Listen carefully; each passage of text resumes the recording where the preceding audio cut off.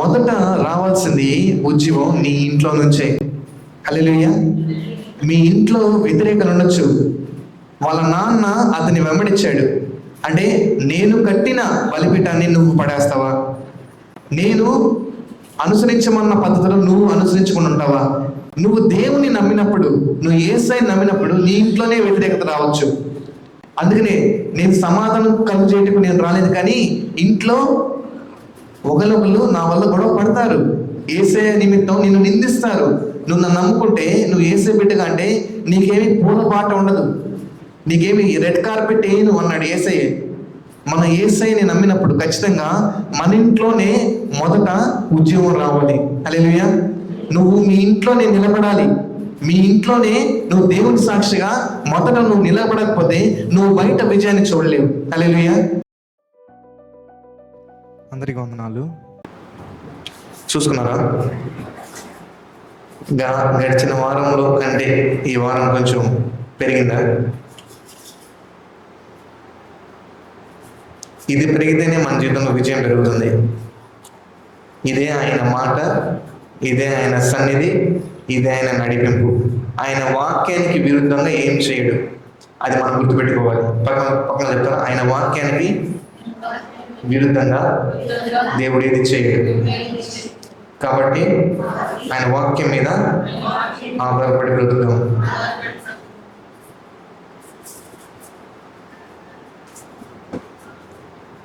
కొన్ని వాక్యాలు మనం త్వరగా చూసుకున్నాం. అందరు కలిసి నాతో పాటు ఈ మాట చెప్పండి. బలహీనుడు నేను బలవంతుడును అని పలకవలెను. ఆయన పొందిన గాయం చేత నేను స్వస్థత పొంది ఉన్నాను. యెహోవా ఆజ్ఞలు విని వాటిని అనుసరించి గైకొని ఎడల యెహోవా నన్ను తలగా నియమించును కానీ తోకగా నియమింపడు. నేను పైవాడిగా ఉంటాను కానీ కిందివాడిగా ఉండను. నాలో ఉన్నవాడు యేసు కనుక నేను సాతాను కంటే గొప్పవాడును, వాడిని జయిస్తాను. కాబట్టి దేవునికి లోబడినడి, అపవాదిని ఎదిరించడి. అప్పుడు సాతాను, అప్పులు, బాధ, వ్యాధి, లేమి, ఇబ్బంది, కొరత, నింద, అవమానము నీ యొద్ద నుంచి పారిపోతాయి. నమ్ముట నీ వలనైతే నమ్మువానికి సమస్తము సాధ్యమే. సమస్తము సాధ్యమే. సమస్తము. ఓ 4 సార్లు చెప్పండి.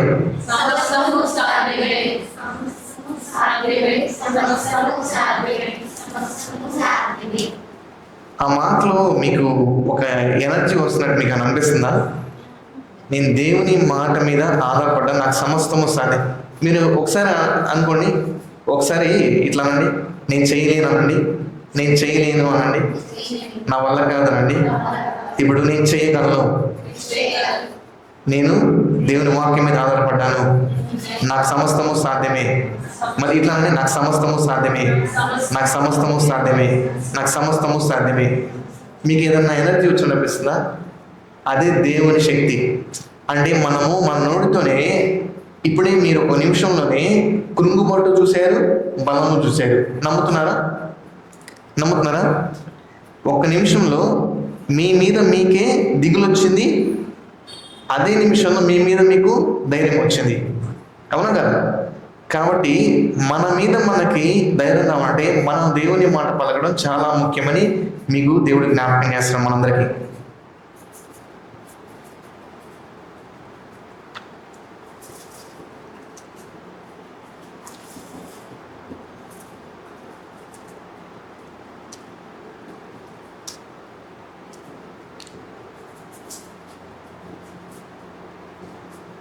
అందరూ న్యాయాధిపతుల గ్రంథం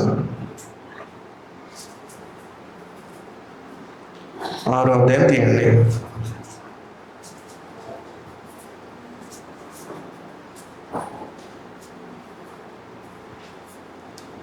మొదటిగా మన ప్రభువు రక్షకుడైన యేసుక్రీస్తు నామమున మీ అందరికి శుభములు కలుగును గాక. ఆన్లైన్లో చూస్తున్న వ్యూవర్స్ కూడా we welcome you to this online service. Please take you till then. చివరి వరకు మీరు ఉండి దేవుని ఆశీర్వాదం పొందుకోవాలని కోరుతున్నాను. ఓకే,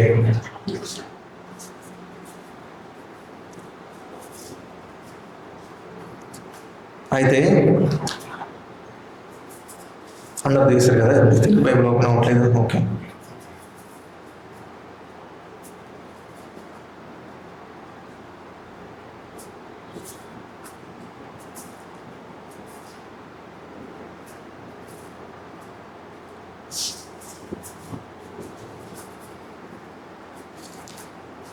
మీకు ఒక విషయం చెప్పాలనుకుంటున్నాను. మనం మన జీవితంలో ఎన్నోసార్లు ఎదుర్కొనే పరిస్థితి మీ ముందు ఉంచాలనుకుంటున్నాను. అలాంటి పరిస్థితిలో మనం ఈ మాదిరి తీసుకుంటే మన జీవితంలో చాలా ఉపయోగపడుతుందని ఈ అంశాన్ని మీ ముందు పెడదాం అనుకుంటా ఉన్నాను.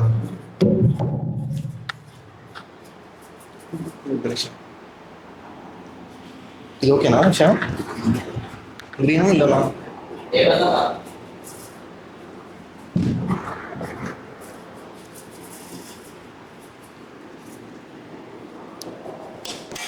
Hello hello.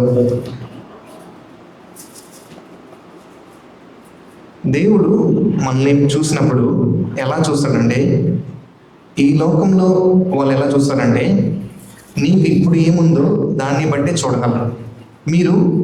మిమ్మల్ని మీరు ఒకసారి ఒక 5 ఏళ్లలో ఎలా ఉండబోతున్నారని మీరు అనుకుంటున్నారంటే, మీరు ఎలా చూడబోతున్నారు అంటే, ఇప్పుడు ఒక బీటెక్ చదివే విద్యార్థి కానీ, లేదా ఒక ఉద్యోగం చేసే విద్యార్థి కానీ, వ్యాపారం చేసే విద్యార్థి కానీ, లేదా సామాన్యుడు ఎవరైనా కానీ ఈ లోకంలో మిమ్మల్ని మీరు ఒక 5 ఏళ్లలో ఎలా ఉండబోతున్నారు అనేది మీరు ఒకసారి ఊహించుకోండి. నేను ఒక 5 ఏళ్ళ తర్వాత ఇలా ఉండబోతున్నాను, ఈ పొజిషన్కి వెళ్ళబోతున్నాను అంటే నేను ఎక్కడ ఈ 5 ఏళ్లలో చేరబోతున్నాను అనేది మీరు ఒకసారి మిమ్మల్ని మీరు చూసుకోండి. మిమ్మల్ని మీరు చూసుకుంటున్నారా? నెక్స్ట్ 5 ఇయర్స్లో లేదా నెక్స్ట్ 1 ఇయర్లో వచ్చే ఫ్యూచర్ అంటే భవిష్యత్తు కాలంలో మీరు అవ్వబోతున్నారు అనేది మీరు ఏమనుకుంటున్నారు అనేది ఒకసారి మీరు ఆలోచించుకోండి. ఇమాజిన్ చేయండి, ఊహా చిత్రం ఒకసారి వేయండి అంటున్నా. అర్థమైందా? ఒకసారి ఊహా చిత్రం వేయండి. చూస్తున్నారా? మిమ్మల్ని మీరు ఇవేం చూడద్దు. ఒకసారి కళ్ళు మూసుకోండి. అందరూ కళ్ళు మూసుకోండి. అందరూ కళ్ళు మూసుకున్నారా? అందరూ కళ్ళు మూసుకోండి. మిమ్మల్ని మీరు రాబోయే 1 సంవత్సరంలో ఎలా ఉండబోతున్నారు, లేదా రాబోయే 5 ఏళ్లలో మీరు ఎలా ఉండబోతున్నారని మీరు అనుకుంటున్నారు. కళ్ళు మూసుకొని ఊహించుకున్నారా? ఊహించుకుంటే కళ్ళు తెరవండి. ఓకే, ఇప్పుడు కళ్ళు తెరవండి ఒకసారి. ఓకే, కళ్ళు తెరిచారు అందరూ? ఊహించుకున్నారు అందరూ? ఊహించుకున్నారు కదా? అది దేవుని చిత్తం కాదు. అర్థమవుతుందా? ఎందుకు ఇలా అనేసాను? మంచిగానే ఊహించుకొని ఉంటారు మీరు. అర్థమవుతుందా? మీరు మంచిగానే ఊహించుకొని ఉండొచ్చు, అది దేవుని చిత్తం కాదు. ఏంటి ఇలా చెప్తున్నాను కూడా, మీరు ఈ లెవెల్లో ఊహించుకొని ఉంటారు. అంటే బీటెక్ చదివిన విద్యార్థి అందరితో పాటు ఎంత ప్లేస్మెంట్ వస్తుందో దాదాపు 1 లక్ష 2 లక్షల ప్లేస్మెంట్, తక్కువ 20,000 వస్తుండొచ్చు. ఆ మధ్యలో నువ్వు స్కేల్ ఫిక్స్ చేసి ఉండొచ్చు. అంటే నాకు మరీ అంత 2 లక్ష రాకపోవచ్చు, లేదా 20,000 రాకపోవచ్చు, ఒక 50,000, ఒక 30,000, 40,000 వస్తుందేమో ప్యాకేజ్ అనుకుండొచ్చు. వ్యాపారం అయితే నీకు ఒక లాభం 40,000, 50,000 లాభం వస్తుండొచ్చు, లేదా 10, 20,000 లాభం వస్తుండొచ్చు. నేను మహా కష్టపడితే నేను నా జీవితంలో ఇంకొక 10,000 లేదా ఇంకొక 20,000 లేదా ఇంకొక 50,000 రీచ్ అవుతానేమో అనుకుని ఉండొచ్చు ఏమో. తర్వాత వయసులో ఇప్పుడున్న అనారోగ్యాలతో సతమతపడుతున్నాను. ఇప్పుడు నాకు 40 ఏళ్ళు 50 ఏళ్ళు వచ్చినాయి, నేను ఒక 5 ఏళ్ళు పోతే ఇంకా అనారోగ్యం పోతానేమో అనుకుని ఉండొచ్చు. కానీ దేవుడు ఏం చెప్తానంటే, నీ తలంపులు వేరు, నా తలంపులు వేరు. హల్లెలూయా. నువ్వు ఏ విధంగా అయితే చూస్తున్నావో, ఈ లోకంలో మనిషి నిన్ను ఏ విధంగా చూస్తున్నాడో అలా నిన్ను నేను చూడట్లేదు. పక్కన చెప్తారా? ఈ లోకంలో మనిషి చూసినట్టు నిన్ను, పక్కన చెప్పండి, ఈ లోకంలో మనిషి నేను చూసినట్టు దేవుడు నేను చూడట్లేదు. నేను ఇంకా ఉన్నతంగా చూడాలనుకుంటున్నాడు. ఇంకా చెప్పనా, దేవుడు నీ కోసం నువ్వు బ్రతకటం నువ్వు చూస్తుంటావేమో, బహుశా తప్పలేదు. నీ కోసం నువ్వు బ్రతకటం కోసం నువ్వు చూసావేమో గత 2 నిమిషాల్లో, వచ్చే సంవత్సరం లేదా 5 సంవత్సరాల్లో. కానీ దేవుడు ఉద్దేశం ఏంటంటే నిన్ను, ఆయన ప్రజల్ని కాపాడటం కోసం, ఆయన నమ్మిన బిడ్డల్ని పోషించడం కోసం, ఆయన ప్రజల్ని నువ్వు నడిపించడం కోసం నిన్ను చూస్తున్నాడు. అది ఎంత ఉన్నతంగా అంటే నిన్ను అనేక జనముల మీద, ఆయన నమ్మిన బిడ్డల్ని అనేక జనముల మీద అధిపతులుగా, నడిపించేవారిగా, నాయకులుగా నిన్ను చూడాలనుకుంటున్నాడు. నమ్ముతున్నారా? ఇంత చెప్తున్నా మనకి ఏదో చిన్న నిరుత్సాహం ఉందా లేదా? ఇది నిజమేనా అన్న డౌట్ వస్తుందచ్చు. ఈ మాటలన్నీ, వాక్యాలు ఆదివారం ఒక మెసేజ్ చెప్పడానికి, లేదా ఇదేదో కాసేపు ఆయన మాటలు వినేసి వెళ్ళిపోదామని మీరు అనుకోవద్దు. కానీ దేవుడు సీరియస్గా మనతో మాట్లాడుతున్న అంశం ఏంటంటే, నీ కోసం నేను బ్రతకాలనుకోవట్లేదు, నిన్ను నా జనుల కోసం నేను నిలబెట్టాలనుకుంటున్నాను. హల్లెలూయా. ఎందుకంటే ఈ లోకంలో అవిధేయతగా ఉన్న ప్రజలు చాలా మంది ఉన్నారు. ఆయన నమ్మిన బిడ్డలు తక్కువ ఉన్నారు. ఆయన మాట వినే ప్రజలు ఇంకా తక్కువ ఉన్నారు. హల్లెలూయా. అవిధేయతలో బ్రతికే లోకంలో మనం దేవునికి విధేయత చూపించినప్పుడు దేవుడు నిన్ను అనేక జనములను నడిపించే నాయకుడిగా, నువ్వు అనేక జనములను పోషించే బిడ్డగా నిన్ను ఉంచాలనుకున్నాడు. నువ్వు లేమిలో ఈరోజు ఉన్నాయేమో, ఇబ్బందుల్లో ఈరోజు ఉన్నారేమో, కానీ నువ్వు అదే పరిస్థితిలో నీకు నువ్వు బ్రతకడం కోసం కాదు, నా మాట వింటే నీకు జీవాన్ని, సమృద్ధి జీవాన్ని, నీకు నీ కుటుంబానికి సమృద్ధినిచ్చి నిన్ను నడిపించేవారుగా నేను ఉంచుతాను. హల్లెలూయా. అర్థమవుతుందా? ఇలాంటి పరిస్థితిని మనము న్యాయాధిపతుల గ్రంథంలో మనం గిద్యోని చూస్తూ ఉంటాం. ఒకసారి 6వ అధ్యాయం 12వ వచనాన్ని చూస్తాం. అయితే 6వ అధ్యాయంలో ఫస్ట్ ఒకసారి మన 6వ అధ్యాయం 1వ వచనంలో ఒకసారి చూడండి. ఒక్క నిమిషం. ఇశ్రాయేలీయులు యెహోవా దృష్టికి దోషులైనందున యెహోవా 7 ఏండ్లు వారి మీదకి మిద్యానీయులకు అప్పగించను. అంటే ఇశ్రాయేలీయులు దేవుని ప్రజలు, అంటే దేవుని నమ్మిన బిడ్డలు. వాక్యం ఏంటో తెలుసు, తోరా ఏంటో తెలుసు, ఈ సృష్టికర్త ఎవరో తెలుసు, దేవుడు ఎవరో తెలిసిన, ఇంకా ఐగుప్తులోంచి బానిసత్వం నుంచి విడుదల చేసి ఆయన ఎన్నో అద్భుతాలు చేసి నడిపించిన ప్రజల్ని దేవుడు ఎవరికి అప్పగించాడు? మిద్యానీయులకు. ఎందుకు? అవిధేయత చూపించినందుకు, దోషులైనందుకు. మనము ఇందాక మనం ఆరాధించుకున్నప్పుడు చెప్తా ఉన్నాం, మన జీవితంలో పాపము, దోషము దేవుని ఎదుటుంటే మనకి ఆయన సన్నిధి ఉండదు. ఆయన సన్నిధి లేకపోతే ఎలాంటి పరిస్థితులు వస్తాయి, మనం ఎదురవుతున్నాయి అనేది చూస్తున్నాం. అర్థమవుతుందా? అలాగే ఎవరెవరు వచ్చారు? వారి మీదకి మిద్యానీయులు, అమాలేకీయులు, తూర్పు వారు అందరూ గుంపుగా ఎలా వస్తున్నారంటే, వీరు పంట పట్టించుకుంటారు, వారు వచ్చి దోచుకొని వెళ్తారు.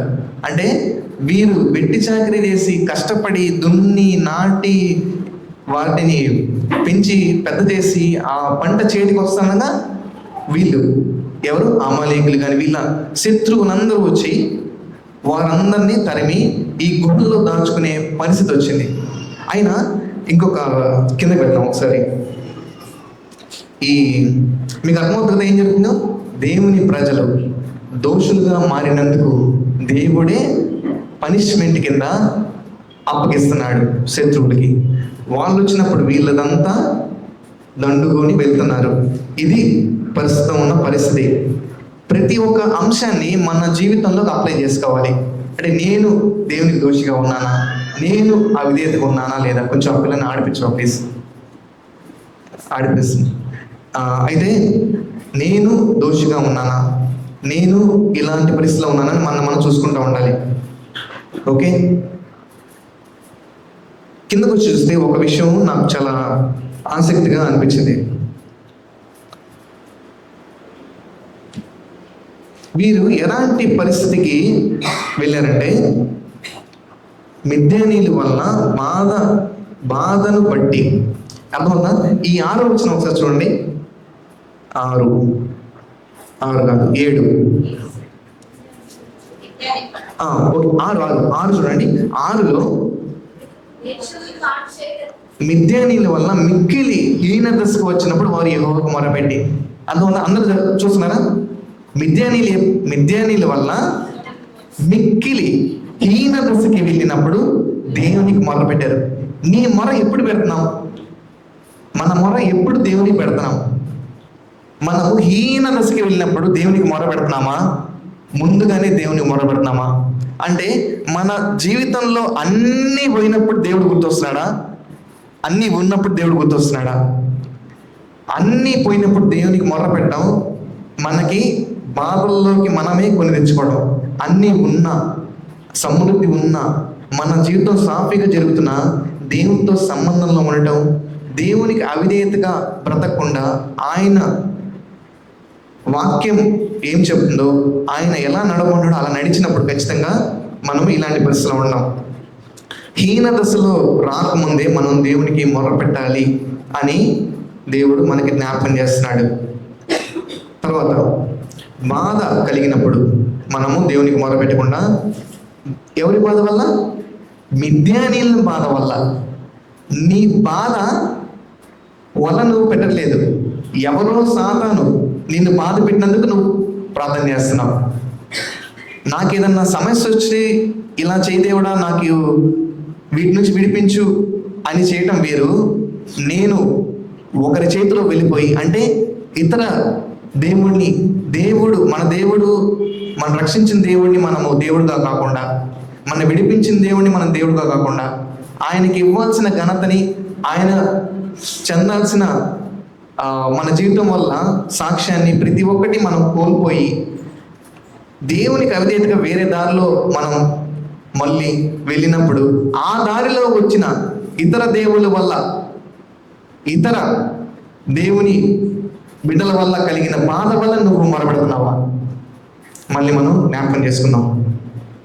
అయితే ఇది మన మనసులో పెట్టుకోండి. 12వ వచనం ఒకసారి చూద్దాం. ఇది పరిస్థితి, అందువల్ల ఇది జరుగుతుంది. ఇక్కడ 12వ వచనం చూద్దాం. యెహోవా దూత గిదెయోనికి కనపడి, పరాక్రమము గల బలాఢ్యుడా, యెహోవా నీకు తోడై ఉన్నాడు అని అన్నాడు. అయితే దేవుడు ఇలాంటి పరిస్థితిలో అలా వదిలేసి వెళ్ళిపోడు. నువ్వు బాధలో ఉన్నప్పటికీ, దేవుణ్ణి మర్చిపోయినప్పటికీ, దేవుణ్ణి ఇవ్వాల్సిన ప్రాధాన్యత ఇవ్వనప్పటికీ, ఇతర దేవుళ్ళు ఎలాగైతే ఆచరణలో ఉన్నారో, నువ్వు దేవుణ్ణి, ఇతర దేవుడు నాకు ఎవరు లేరు అని అనొచ్చు. అంటే నేను ఇతర దేవుళ్ళకి వెళ్ళట్లేదు కదా, అర్థమవుతుందా? నేను అన్య ఆచారాలు పాటించట్లేదు కదా అనుకుని ఉండొచ్చు. కానీ దేవుణ్ణి మర్చిపోవడం కూడా నీకు ఏమంటారు, అది అన్య ఆచారాలు పాటించినట్టే. అయితే దేవుణ్ణి మర్చిపోయినప్పుడు నీకేమొస్తుంది? నీ గురించి నువ్వు ఆలోచిస్తావు, ఎక్కువ డబ్బు గురించి ఆలోచిస్తాం, మన సెటిల్మెంట్ గురించి ఆలోచిస్తాం. అయితే దేవునికి ఇవ్వాల్సిన స్థానం దేవుడు లేనప్పుడు ఏదో ఒకటి వస్తుందిగా, అర్థమవుతుందా? ఈ రూమ్లో వెలుగుంటే ఈ రూమ్ అంతా ప్రకాశంగా మనం తిరగలం.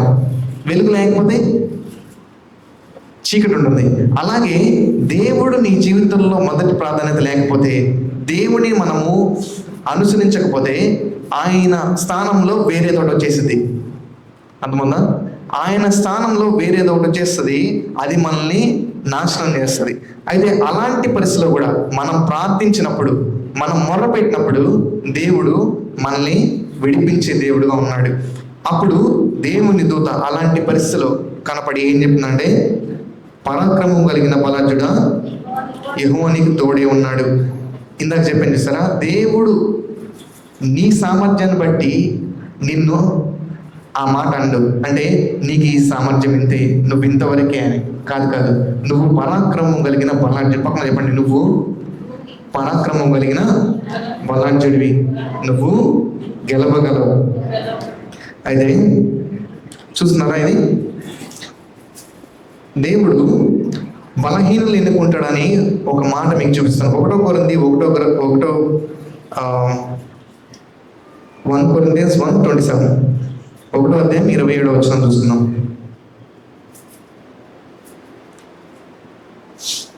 చదువుతారు ఎవరన్నా? God choose the week things of this world to shame the strong. ఈ లోకంలో దేవుడు బలహీనుల్ని, చదువు తొందరగా, ఎవరు ఫాస్ట్గా లేరా? 1 Corinthians 1:27.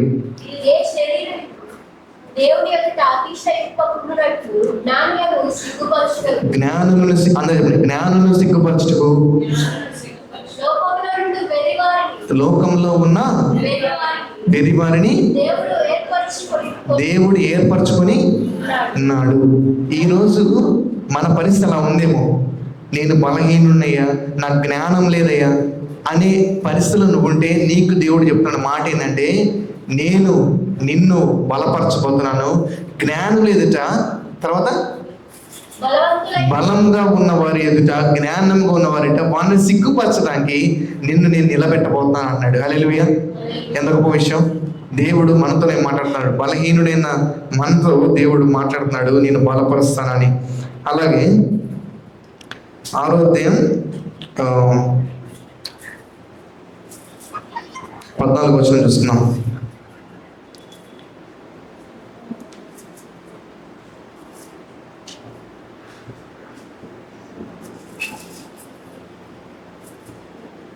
ఇలాగా దాక్కుని ఉన్నాడు అన్నమాట గిద్యోను.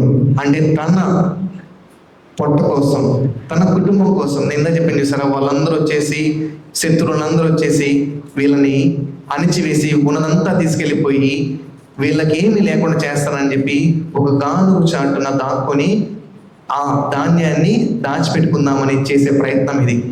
అక్కడ దేవుడు తన దూత ద్వారా ప్రత్యక్షమై చదువుతారా, అతని తట్టు తిరిగి బలము తెచ్చుకొని వెళ్ళి మిద్యానీయుల చేతిలో నుండి ఇశ్రాయేలీయులను రక్షింపుము, నిన్ను పంపిన వాడను నేనే అని చెప్పగా, అతడు చిత్తము నా ఏలినవాడా, దేని సహాయం చేత నేను ఇశ్రాయేలీయులను రక్షింపగలను? నా కుటుంబము మనుష్య గోత్రంలో ఎన్నిక లేదు. అయితే దేవుడు నిన్ను బలపరచడానికి తన దూతల్ని పంపుతాడు. అందరూ చెప్తారా, దేవుడు నిన్ను బలపరచడానికి తన దూతల్ని పంపుతాడు. దేవుడు బలహీనుల్ని ఎంచుకొని బలవంతులుగా చేస్తాడు. God qualifies the unqualified, he will not call the qualified. అంటే క్వాలిఫైడ్ పీపుల్ అంటే అర్హత కలిగిన ప్రజల్ని పిలుచుకోడు, కానీ అర్హత లేని వారిని పిలుచుకొని అర్హతనిచ్చి బలపరిచే దేవుడు మన దేవుడు. హల్లెలూయా. నీకు అర్హత లేదు, నీకు యోగ్యత లేదు అనే పరిస్థితిలో ఉన్నావా? నీ ఫ్రెండ్స్ అందరూ నేను దాటిపోయారని బాధపడుతున్నావా? లేదా నువ్వు ఏదైతే ఆ టెస్ట్, ఆ ఛాలెంజ్, ఆ పరీక్షని, నువ్వు ఆ ఇంటర్వ్యూని అది ఎదుర్కొనేటప్పుడు నీకంటే బలం కలిగిన వాళ్ళు, నీకంటే చదువు కలిగిన వాళ్ళు, నీకంటే పేరు ప్రఖ్యాతులు కలిగిన వాళ్ళు నీకు పోటీ ఉండొచ్చేమో, ఎదురుగా పోటీ ఉండొచ్చేమో. అయినా నీకు దేవుడు మాట ఏంటంటే, దేవుని దూత నీకు రాబోతుంది, ఆయన దూత ద్వారా నిన్ను బలపరచబోతున్నాడు, నువ్వు విజయం పొందుతావని దేవుడు చెప్తున్నాడు. నేనెంత బలహీనుడిని, నా కుటుంబం ఎంత బలహీన, అక్కడ చదవండి. నా కుటుంబం బలహీనది, నేను ఎన్నిక లేని వాడిని, నా పితరుల కుటుంబం అంతట్లో నేను ఇంకా చిన్నవాడిని అని మనం అనుకుంటున్నామో.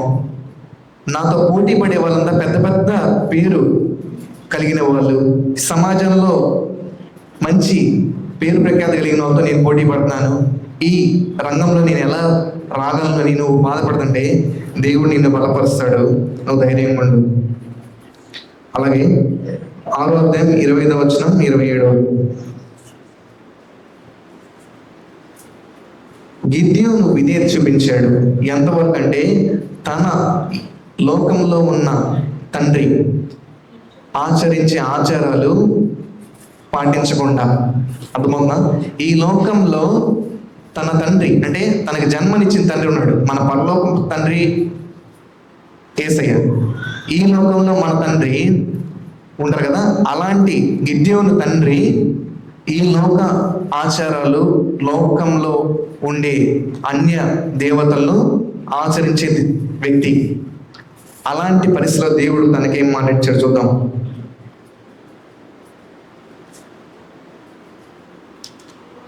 చూద్దాం ఒకసారి 25వ వచనం నుంచి 27 దాకా.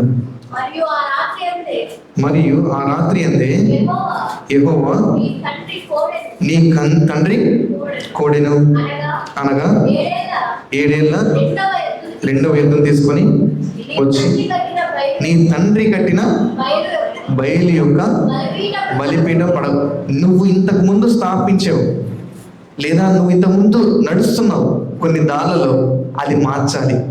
పక్కన చెప్తారా?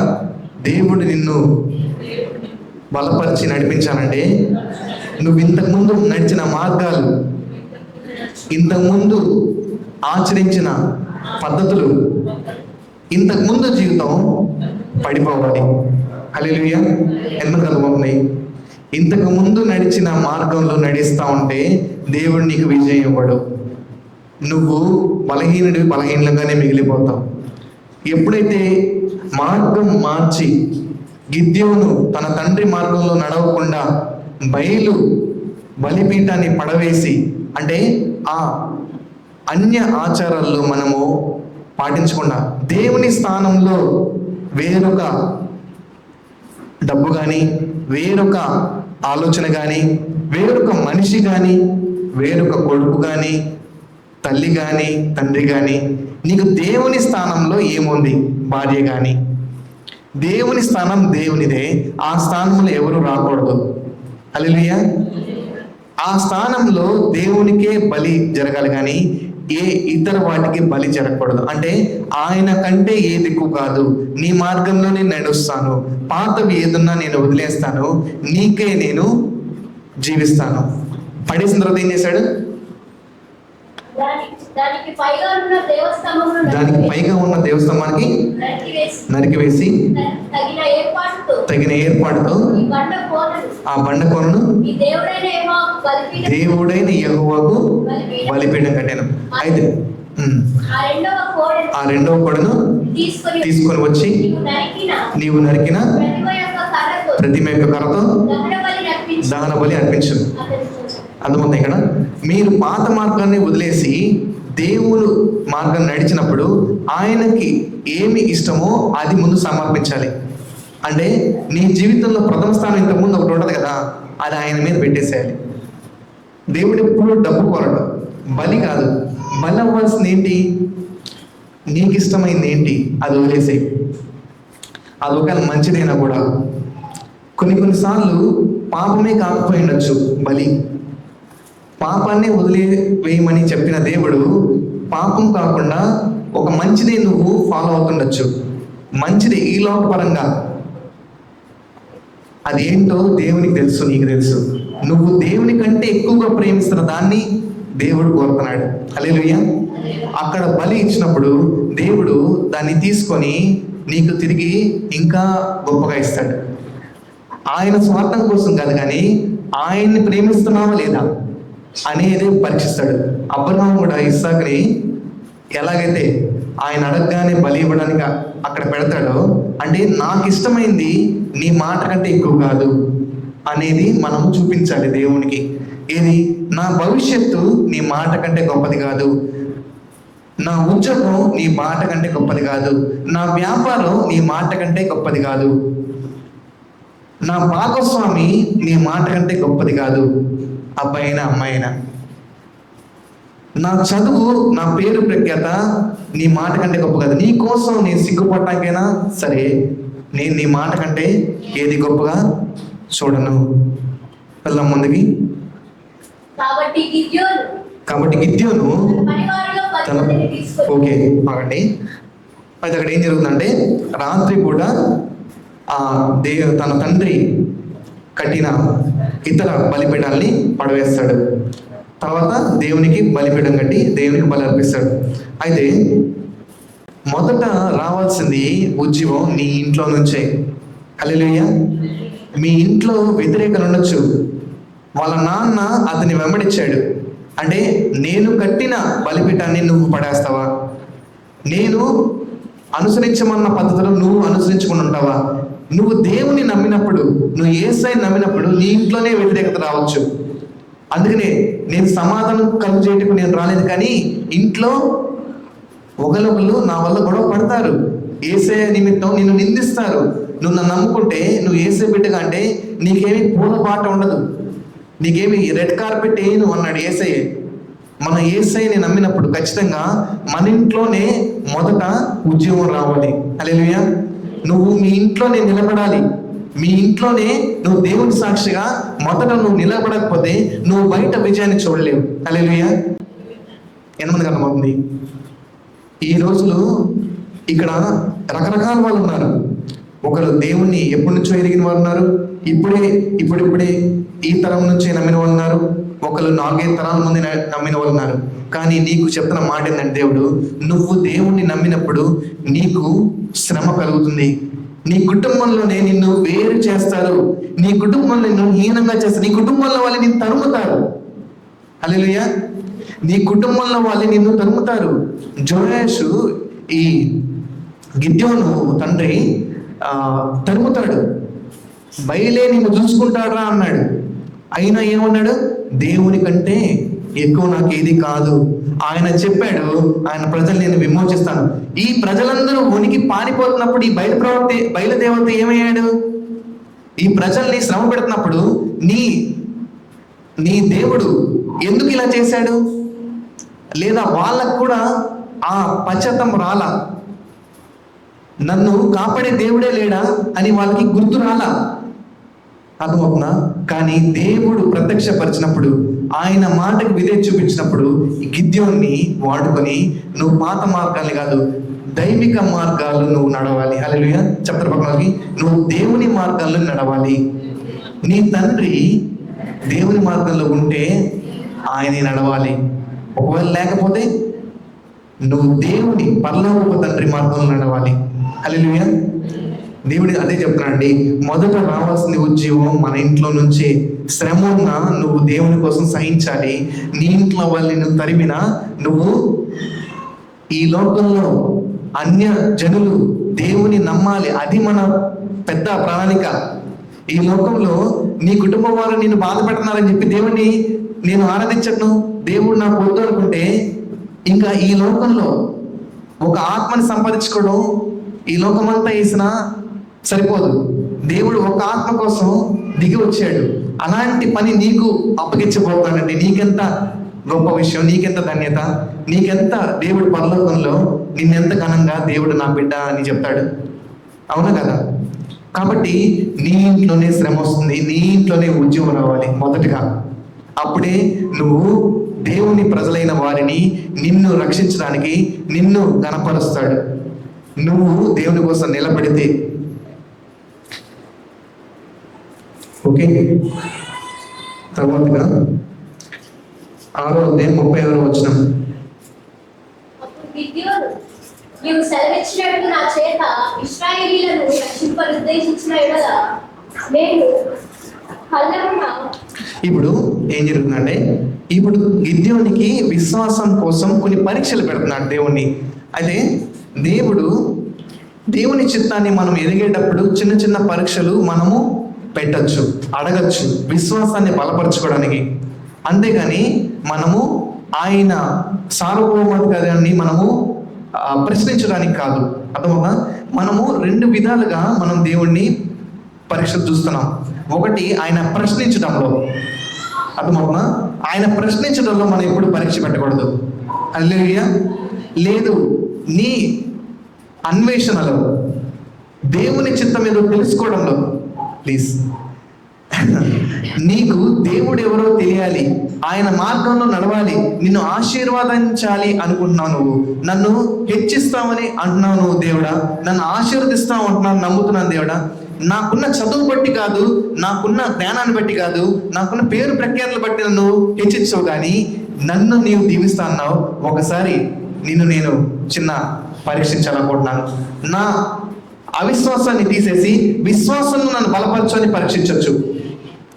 నీ చిత్తం నా పట్ల ఏంటో తెలుసుకోవడానికి పరీక్షించవచ్చు. అర్థమవుతుందా? నీ చిత్తము నా పట్ల ఏంటో తెలుసుకోవడానికి నువ్వు పరీక్షించు. అంటే దేవుని చిత్తం నా పట్ల ఏంటి దేవా అని నువ్వు ప్రశ్నించవచ్చు, నువ్వు పరీక్షించవచ్చు. అర్థమవుతుందా? రెండోది, నీకు విశ్వాసం లేనప్పుడు, అవిశ్వాసంలో ఉన్నప్పుడు, నీకు విశ్వాసం లేనప్పుడు, నువ్వు అవిశ్వాసంలో ఉన్నప్పుడు, నువ్వు దేవుని చిత్తం ఎరిగేటప్పుడు నువ్వు పరీక్షించవచ్చు, నువ్వు ఆయన్ని పరీక్షించవచ్చు, ఆయన అడగచ్చు.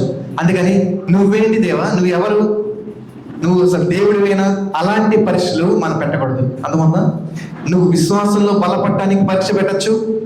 తర్వాత దేవుని చిత్తం నీ పట్ల ఏంటో తెలుసుకోవడానికి పరీక్షించవచ్చు, ఆయన ఎవరో తెలుసుకోవడానికి పరీక్షించచ్చు. కానీ నువ్వు ఆయన్ని వ్యతిరేకంగా ప్రశ్నించకూడదు, అది మనకే మంచిది కాదు. అయితే ఈ పరీక్షలో దేవుడు గిద్యోనికి ఓపికగా ఆయన చెప్పిన ప్రతిదీ, అంటే ఈ గొర్రెబొచ్చు ఉంటుంది కదా, ఆ ఊలు ఒక్కటే ఎండిపోవాలి, చుట్టంతా తడిగా ఉండాలి.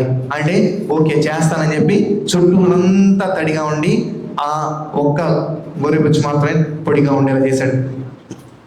లేదు లేదు దేవా, అది తడవాలి, మిగతా అంతా పొడిగా ఉండాలి, అది చేశాడు. అంటే దేవుడు మనకి విశ్వాసాన్ని బలపరచడానికి ఓపికగా ఆయన బిడ్డని విశ్వాసంలో నడిపించడానికి ఎప్పుడు ఆయన తోడే ఉంటాడు. నువ్వు ఆ ఆశ ఉంటే, నీకు ఆ ఆశ ఉంటే దేవుడు నిన్ను విశ్వాసంలో నడిపిస్తాడు. ఆయన ఓర్పు గొప్పది. మన బలహీనతల నుంచి ఆయన బలపరిచే వరకు ఆయన చిత్తాన్ని మనకు బయలుపరుస్తూ ఉంటాడు. అయితే